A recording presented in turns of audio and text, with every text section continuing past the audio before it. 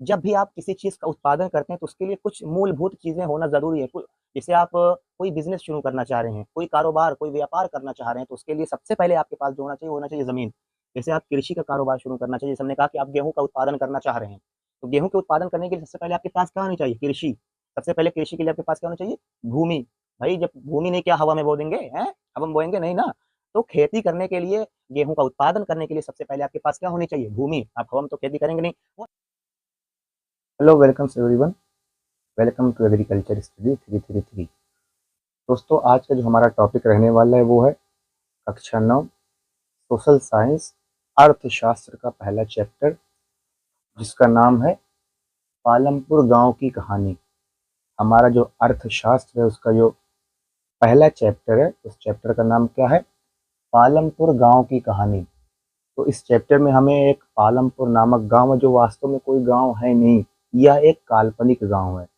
भारत में आपको कोई ऐसा गांव नहीं मिलेगा जो पालमपुर नाम से हो, ये केवल एक काल्पनिक गांव है। इसे क्या किया गया है, बस समझने के लिए हमने मान लिया, इस चैप्टर में लेखक ने मान लिया है कि पालमपुर नाम का एक गांव है। तो सबसे पहले हमें समझना है कि इस जो पालमपुर नामक गांव माना गया है, इस गांव में क्या क्या चीजें हैं। ठीक, तो इस गांव में सबसे पहले, पालमपुर नामक गांव में जो होता है वो 450 घर हैं।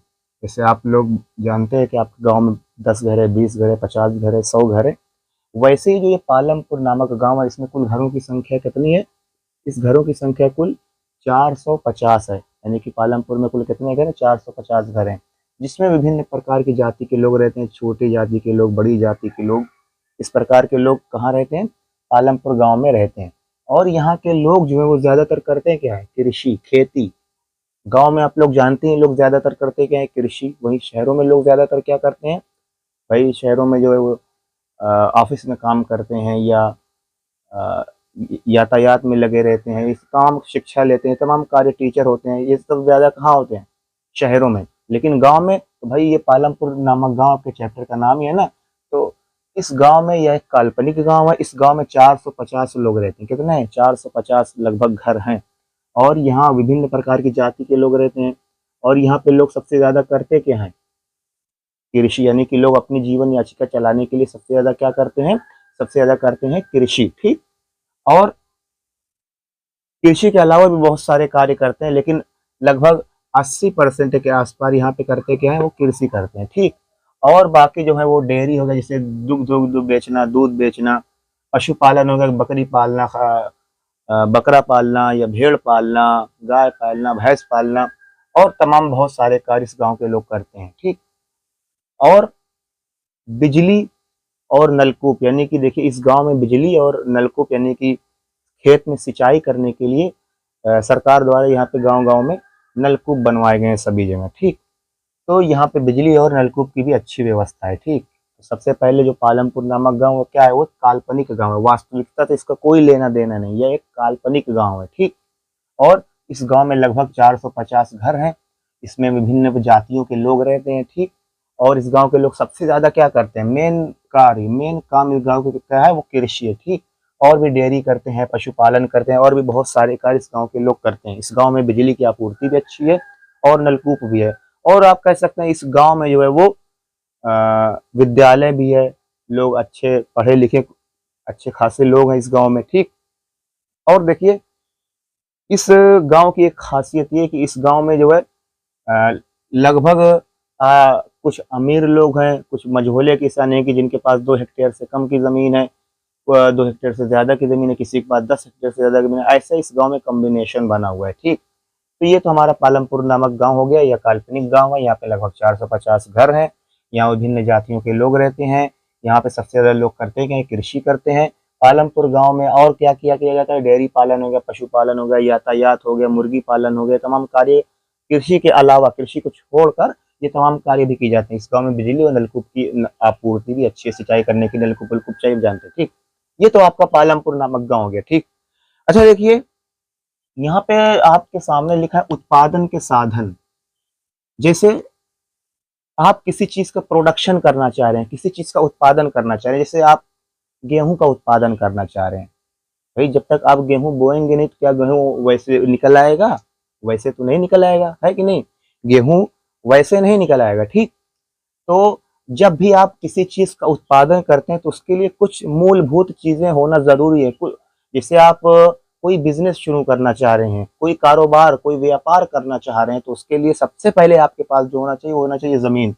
जैसे आप कृषि का कारोबार शुरू करना चाहिए, जैसे हमने कहा कि आप गेहूँ का उत्पादन करना चाह रहे हैं, तो गेहूँ के उत्पादन करने के लिए सबसे पहले आपके पास क्या होनी चाहिए? कृषि। सबसे पहले कृषि के लिए आपके पास क्या होना चाहिए? भूमि। भाई जब भूमि नहीं, क्या हवा में बो देंगे? हैं? हवा में बोएंगे नहीं ना। तो खेती करने के लिए, गेहूं का उत्पादन करने के लिए सबसे पहले आपके पास क्या होनी चाहिए? भूमि। आप हवा में तो खेती करेंगे नहीं। वो तो अब आ गया है हाइड्रोपोनिक। आपने नाम सुना होगा हाइड्रोपोनिक्स, है ना? हाइड्रोपोनिक। हाइड्रोपोनिक का मतलब ये होता है कि देखिए ऐसे ऐसे जो है वो पाइप लाइन होती है, ऐसे इसी में पौधे को उगा देते हैं। ठीक, इसी में ऐसे पौधों को ऐसे उगा देते हैं, और ये नीचे पाइप में जो है वो पानी जाता रहता है। ठीक, और इसी में जो न्यूट्रिएंट ऐड करते हैं, जैसे nitrogen, phosphorus, potash, calcium, magnesium, जो भी चीज़ें पौधों को चाहिए वो इस पानी में डालते रहते हैं, और पौधे जो है अपना जीवन यापन व्यतीत करते रहते हैं। लेकिन भाई कितना आप ऐसे कर पाएंगे?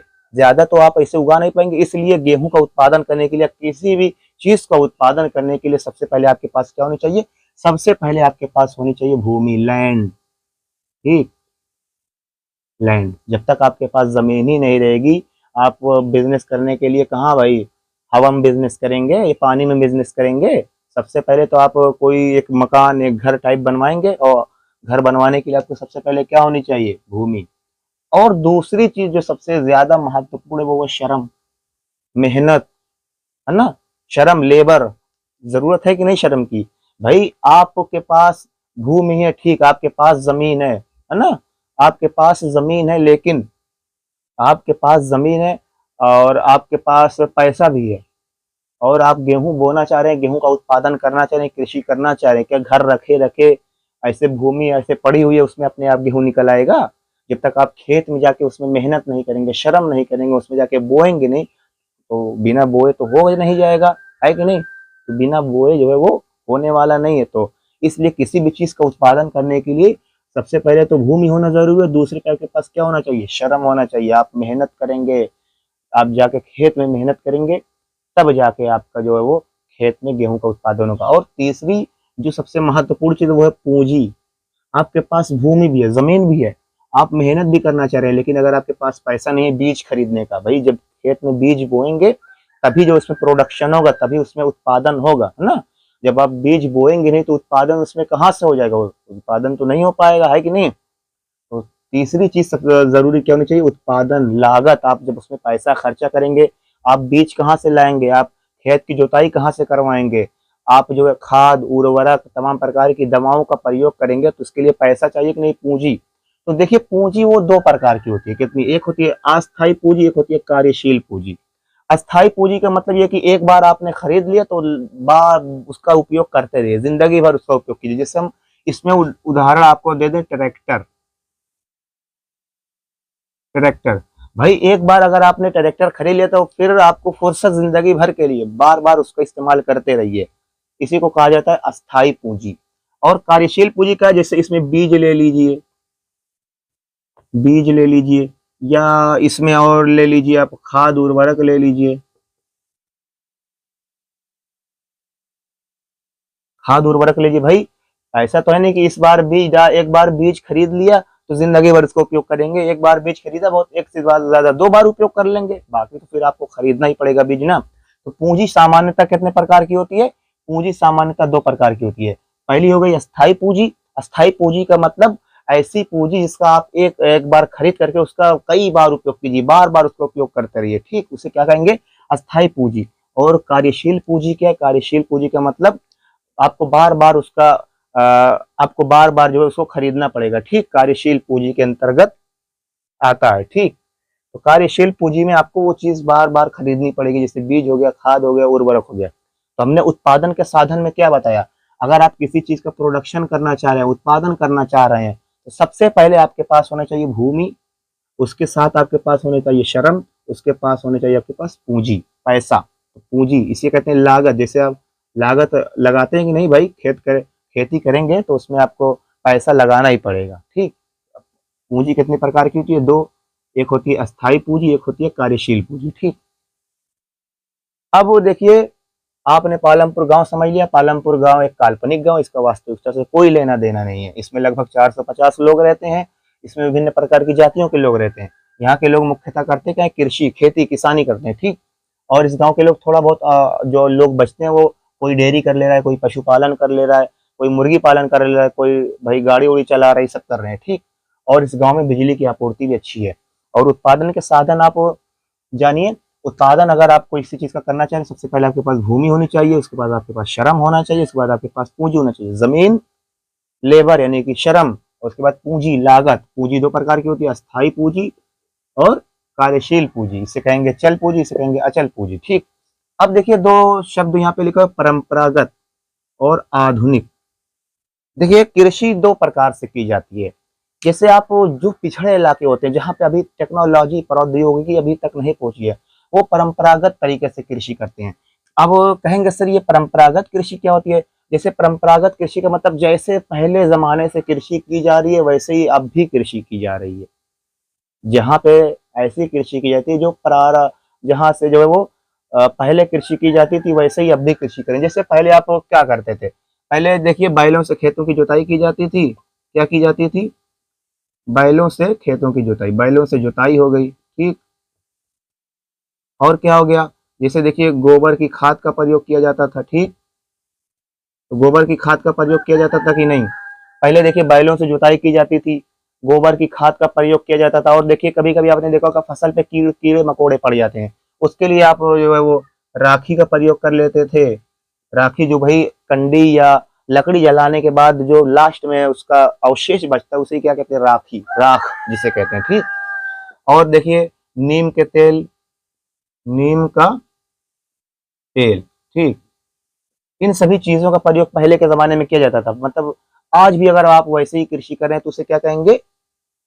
उसे आप कहेंगे परंपरागत कृषि। ठीक, जैसे बैलों से जुताई हो गई, गोबर की खाद का प्रयोग करना या राखी, सब राख का, इस सब का प्रयोग करना, आप किसमें आएगा?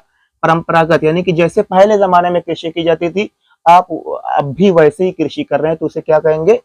परंपरागत कृषि। ठीक, अब देखिए परंपरागत कृषि का जो सबसे बड़ी हानि होती है कि इसमें जो प्रोडक्शन होता है, उत्पाद, इसमें जो प्रोडक्शन होता है, क्या? इसमें जो प्रोडक्शन होता है, उत्पादन, उत्पादन वो जो होता है बहुत कम होता है। क्या होता है? बहुत कम होता है। उत्पादन जो है वो इसमें बहुत कम होता है। किसमें? परंपरागत कृषि में। देखिए परंपरागत कृषि में उत्पादन जो है बहुत ही कम होता है। और आधुनिक कृषि क्या होती है? आधुनिक कृषि का मतलब ये होता है, जैसे देखिए इसमें आप उन्नत किस्म के बीजों का प्रयोग करेंगे। ठीक, उन्नत बीज, खाद एवं उर्वरक का प्रयोग करेंगे। खाद एवं उर्वरक।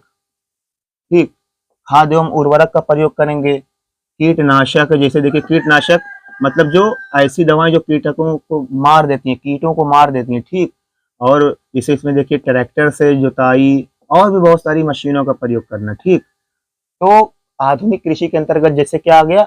उन्नत किस्म के बीजों का प्रयोग करना, या खाद एवं उर्वरकों का प्रयोग करना, कीटनाशकों का प्रयोग करना, ट्रैक्टरों का प्रयोग करना। जैसे देखिए कीटनाशक हम क्यों प्रयोग करें भाई? देखिए कभी आपने एक टिड्डा देखा होगा, जिसे गांव में तोता कहते हैं, हरा हरा होता है। पहले इनके जो है वो आक्रमण होता था खेतों पे। इनका जो आक्रमण होता था, कई कई करोड़ एक साथ टिड्डे उड़ते थे और जिस खेत पर बैठ जाते थे वो सभी को जो 1-2 मिनट के अंदर पूरा खा जाते थे। ठीक, तो इससे पूरी फसल नुकसान हो जाती थी कि नहीं? तो आधुनिक कृषि के अंतर्गत इन सभी से बचने के लिए कीटनाशक हो गया और तमाम प्रकार की खरपतवार नाशी, तमाम प्रकार के दवाओं का प्रयोग किया जाता है। ठीक, तो इनसे जो है वो आधुनिक कृषि में हमें ज्यादा उत्पादन प्राप्त होता है और इसमें कम उत्पादन प्राप्त होता है। आधुनिक कृषि में ज्यादा उत्पादन प्राप्त होता है।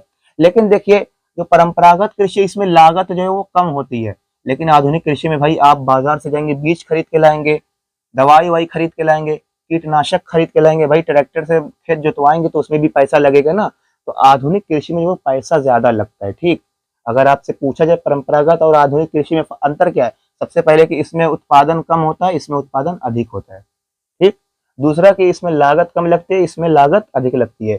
इसमें पुराने जमाने में बैलों से जुताई की जाती थी, इसमें ट्रैक्टर से जुताई की जाती है। इसमें गोबर की खाद का प्रयोग किया जाता है, इसमें आधुनिक खादों का प्रयोग किया जाता है। ये सब बातें हैं। ठीक, और जो है देखिए, जो ये पालमपुर गाँव था, इसमें कौन सी कृषि की जाती थी? इसमें आधुनिक कृषि की जाती थी। कौन सी कृषि की जाती थी?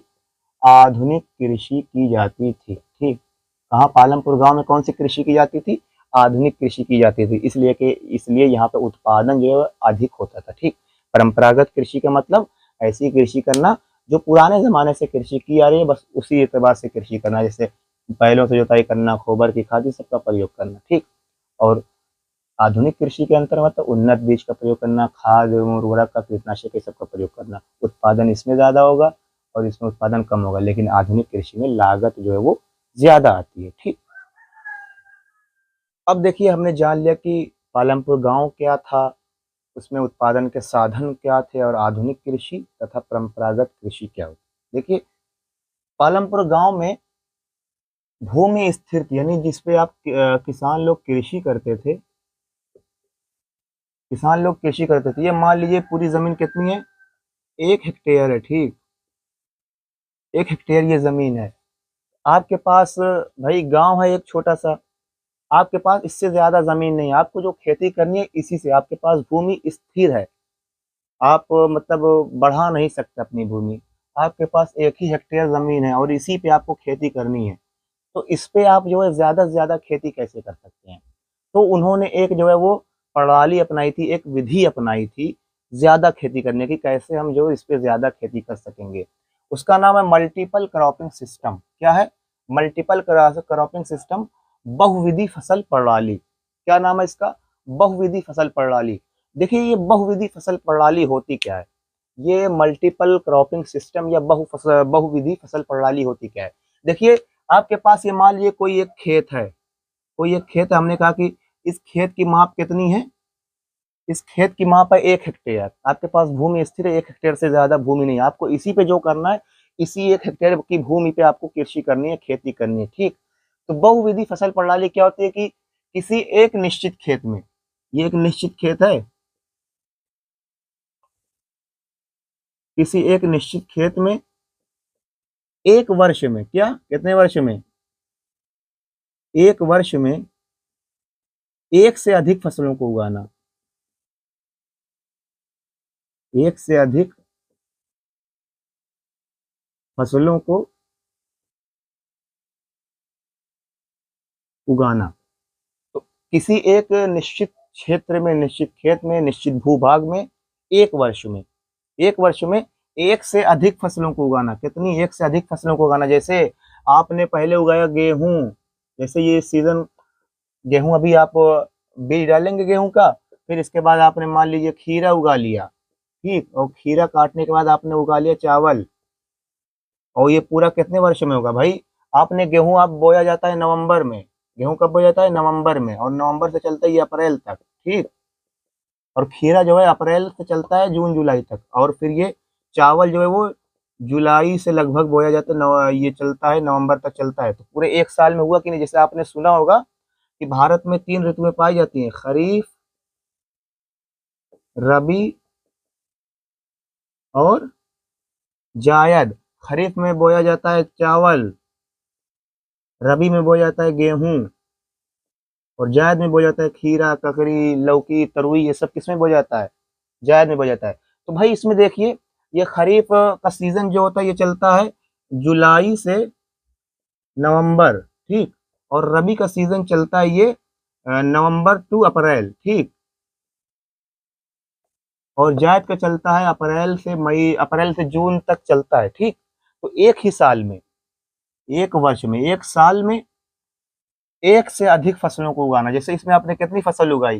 भाई गेहूँ उगा लिया, चावल उगा लिया, और फिर इसी में जो है वो खीरा ककड़ी उगा ली। 3 फसल हुई कि नहीं? 1 से ज़्यादा फसल है कि नहीं? और समय कितना लगा? 1 ही वर्ष लगा है।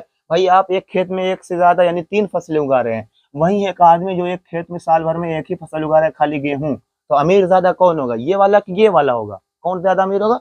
भाई ज़ाहिर-सी बात है, जो 1 ही साल में, भाई ये भी 1 साल में खेती कर रहा है, ये भी पूरे 1 साल में खेती कर रहा है। लेकिन फ़र्क ये है कि 1 साल में कितनी फसलों को उगा रहा है? 3, और 1 साल में 1 ही फसल उगा रहा है।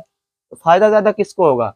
3 फसल उगा रहा है, ठीक। भाई ज़मीन आपकी भी 1 हेक्टेयर है, इसकी भी 1 हेक्टेयर है, लेकिन ये 1 ही फसल उगा रहा है। आप कितनी फसल उगा रहे हैं? 3 फसल उगा रहे हैं, ठीक। तो देखिए, जो पालमपुर गाँव था, कौन सा गांव? पालमपुर गांव था। पालमपुर में यही विधि अपनाई गई थी, कौन सी? बहुविधि फसल प्रणाली, मल्टीपल क्रॉपिंग सिस्टम, यानी कि एक निश्चित खेत में एक वर्ष में एक से अधिक फसलों को उगाना क्या कहलाता है? बहुविधि फसल प्रणाली। लेकिन बहुविधि फसल प्रणाली में आपके पास क्या होना चाहिए? आपके पास सिंचाई की अच्छी व्यवस्था होनी चाहिए। भाई अभी देखिए, आप बारिश का इंतजार कर रहे हैं, बारिश हो ही ना, तब आप क्या करेंगे? आप क्या कर सकते हैं? कुछ नहीं कर सकते। तो वही कहने का मतलब, बहुविधि फसल प्रणाली में सबसे पहले आपको अच्छी, आपके पास सिंचाई की अच्छी व्यवस्था होनी चाहिए, ठीक, बहुविधि फसल प्रणाली में। और हमने आपको पहली स्लाइड में ये बता दिया कि जो पालमपुर गांव है, इसमें सिंचाई की अच्छी व्यवस्था थी। सरकार ने जगह जगह क्या लगाया था? नलकूप लगवाया था, ठीक। तो पालमपुर गांव में खेत तो स्थिर थे, जमीनें कम थी खेती करने के लिए, लेकिन वो लोग करते थे दिमाग से खेती करते थे, है ना। बहुविधि फसल प्रणाली, मल्टीपल क्रॉपिंग सिस्टम, एक खेत में एक वर्ष में एक से अधिक फसलों को उगाना, तो वो क्या कहलाता है? मल्टीपल क्रॉपिंग सिस्टम कहलाता है। और ये लोग क्या करते थे? उन्नत किस्म के बीजों का प्रयोग करते थे। और अभी हमने बताया कि ये आधुनिक कृषि करते थे, उन्नत बीजों का प्रयोग करते थे, ठीक, कीटनाशकों का प्रयोग करते थे। ये सब कार्य कौन करते थे? ये बहुविधि फसल प्रणाली में कौन से लोग करते थे? पालमपुर के गांव के लोग। देखिए, पालमपुर में 3 प्रकार के किसान रहते थे। एक वो रहते थे बड़े किसान। कौन रहते थे? बड़े किसान। तो बड़े जो किसान थे, इनके पास 10 हेक्टेयर से ज़्यादा भूमि थी। और मझोले किसान जो थे, मझोले किसानों के पास, इनके पास 2 हेक्टेयर से 10 हेक्टेयर तक भूमि थी। और कुछ छोटे किसान थे, इनके पास 2 हेक्टेयर से कम भूमि थी, ठीक।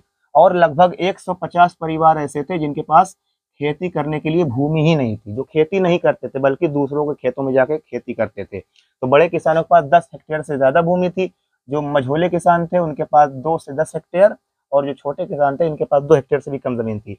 बाकी अभी हमने बताया था कि लगभग 450 परिवार थे। तो 450 परिवारों में से लगभग 150 परिवार ऐसे थे जिनके पास खेती करने के लिए भूमि नहीं थी। तो ये लोग कहाँ खेती करने जाते थे? ये जो बड़े किसान थे, इनके खेतों पे खेती करने के लिए जाते थे, ठीक।